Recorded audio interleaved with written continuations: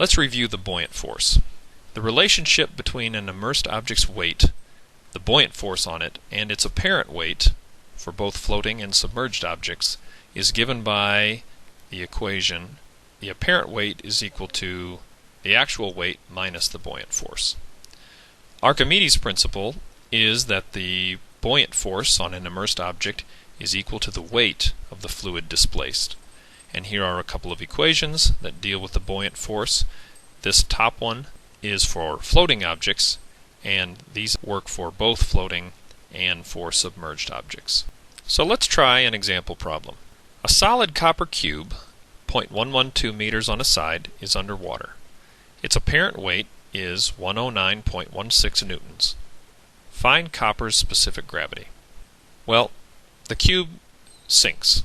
It says that it's underwater, so the displaced volume of fluid is numerically equal to the volume of the cube, which is 1.405 times 10 to the negative third cubic meters. So what that means is that the buoyant force is equal to the density of the fluid times the volume displaced times 9.81. That's 13.78 newtons.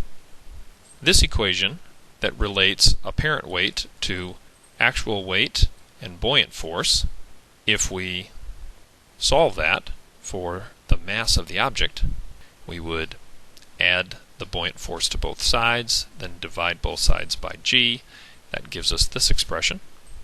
All of these numbers are known, which means we can calculate the mass of this copper cube, 12.53 kilograms.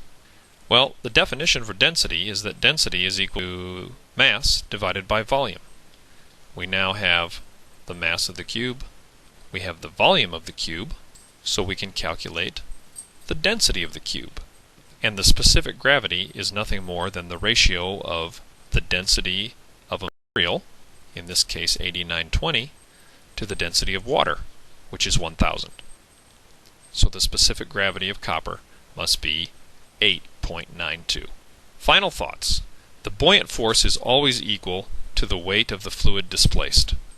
If the object is floating, as the Titanic was originally, the displaced fluid weight and the weight of the object are equal. If the object is submerged, the displaced fluid volume and the object volume are equal.